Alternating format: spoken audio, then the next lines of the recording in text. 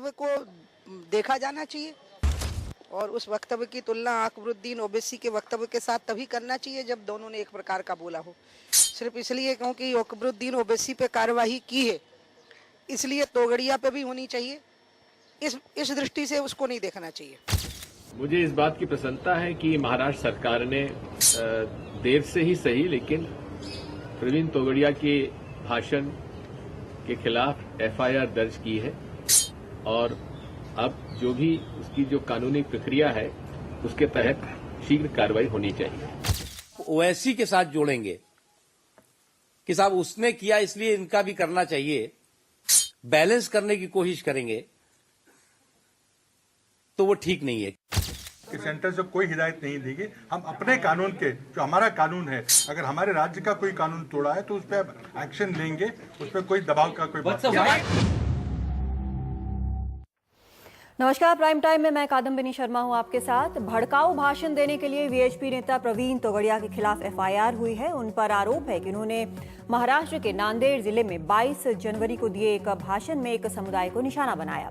उस भाषण के जवाब में जो मजलिस-ए-इत्तेहादुल मुसलमीन यानी एमआईएम के विधायक अकबरुद्दीन ओवैसी ने पिछले महीने आंध्र प्रदेश के निर्मल जिले में दिया था। इस भाषण में ओवैसी ने बीजेपी, वीएचपी, आरएसएस और एक समुदाय को निशाना बनाया था। इनके खिलाफ भी एफआईआर दर्ज हुई थी। मामला अदालत में है। अब इस भाषण की फोरेंसिक जांच होगी। तोगड़िया के भी भाषण की जांच होगी। आपको याद होगा कि 2009 के लोकसभा चुनाव के वक्त पीलीभीत में चुनावी भाषणों में वरुण गांधी ने भी ऐसे ही भाषण दिए थे। उनके खिलाफ भी मामला दर्ज हुआ था लेकिन बाद में वापस भी ले लिया गया था। इस तरह के विवादास्पद बयानों का जहां तक सवाल है, न तोगड़िया और न ही अकबरुद्दीन ओवैसी इसके नए खिलाड़ी हैं। इन भाषणों में इस तरह की चीजें कही गई हैं जो हम आपको दिखा सुना नहीं सकते और इन मामलों में देशद्रोह, आपराधिक साजिश, सांप्रदायिक नफरत फैलाने की कोशिश, लोगों को भड़काने वगैरह के मामले दर्ज हुए हैं। अक्सर जब चुनाव पास आने लगते हैं तब ऐसे बयानों में बढ़ोतरी हो जाती है।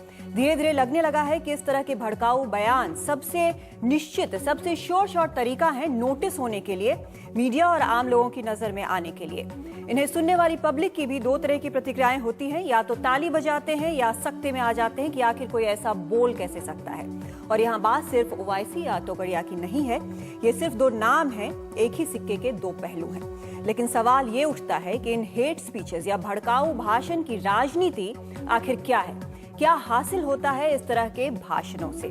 इस पर हम चर्चा करेंगे। हमारे साथ इस वक्त खास मेहमान जुड़ रहे हैं। दिल्ली स्टूडियो में इस वक्त हमारे साथ सैयद शाहिद मेहंदी हैं, फॉर्मर वाइस चांसलर हैं जामिया मिलिया इस्लामिया के। हमारे साथ इस वक्त सुरेंद्र जैन जुड़ रहे हैं, नेशनल स्पोक्स पर्सन हैं वीएचपी के। हमारे साथ निर्मल पाठक हैं, पॉलिटिकल एडिटर हैं हिंदुस्तान के। और इस वक्त शाइना एनसी हमारे साथ जुड़ रही हैं मुंबई से, नेता हैं बीजेपी के। और भी खास मेहमान हमारे साथ जुड़ेंगे कुछ ही देर में। लेकिन चर्चा अगर शुरू करते हैं तो सबसे पहले हम जानना चाहेंगे सुरेंद्र जैन के पास। जैन साहब, आपने शायद पूरा भाषण सुना होगा आपने प्रवीण तोगड़िया का, आपको क्या लगता है क्या हासिल हुआ इस भाषण से? ऐसा है, मैं सबसे पहले तो आपत्ति करता हूं। हाँ। आपने जो तुलना की है ओवैसी के भाषण की और डॉक्टर तोगड़िया की नहीं किया जैन साहब, मैंने बताया कि दोनों ने क्या बोला है। ऐसा लगता है कि ये तुलना आप औरंगजेब और शिवाजी के बीच में कर रहे हैं। ओहो, अच्छा। वास्तव में प्रवीण तोगड़िया ने अपने भाषण में एक बार भी किसी समुदाय का नाम नहीं लिया, एक बार भी देश के विरोध में कोई जाए इसकी बात नहीं कही, एक बार भी ये नहीं कहा कि कोई किसी समुदाय के लोगों को मारे। उन्होंने केवल इतिहास के कुछ पृष्ठ सामने रखे। यदि वो इतिहास के पृष्ठों को सामने रखना अपराध है तो हो सकता है फिर प्रवीण भाई के साथ उन पुस्तक लिखने वाले, उन मैगजीन्स को लिखने वालों को भी गिरफ्तार करना चाहिए।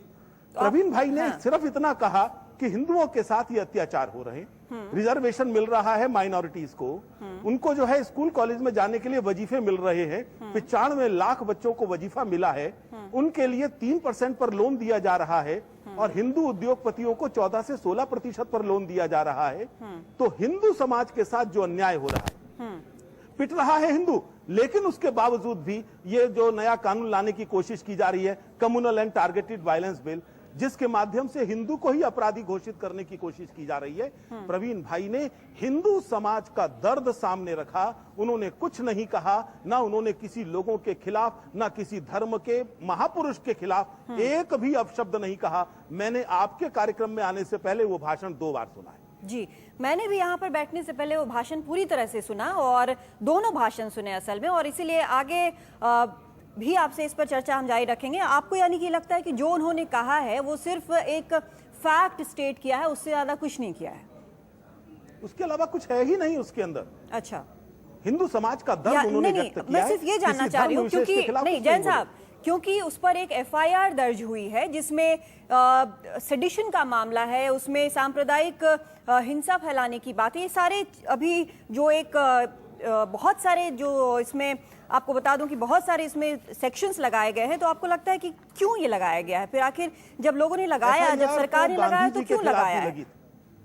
एफआईआर गांधी जी के और नेहरू जी के खिलाफ भी हुई। अच्छा, और मेरे स्वयं के खिलाफ भी इमरजेंसी के अंदर 10 तरह की एफआईआर दायर हुई थी और वो सारी एफआईआर बाद में वापस ली गई। वास्तव में राजनीतिक कारणों से, केवल मुस्लिम तुष्टीकरण के कारण से और बैलेंसिंग एक्ट के लिए, क्योंकि ओवैसी पकड़ा गया, उसके खिलाफ केस करना पड़ गया, इसलिए मजबूरी में उन्होंने सोचा चलो प्रवीण भाई को भी पकड़ लो और उनके एक समुदाय विशेष को खुश कर दो। इसके अलावा इसके पीछे का कोई लॉजिक नहीं दिखाई देता, किसी प्रकार का कोई तर्क नहीं। India's #1 news app just got even better. Download NDTV's new app. Fully optimized for retina display. Full screen view. Faster response time. And Sudoku. NDTV's new iPad app. Download now.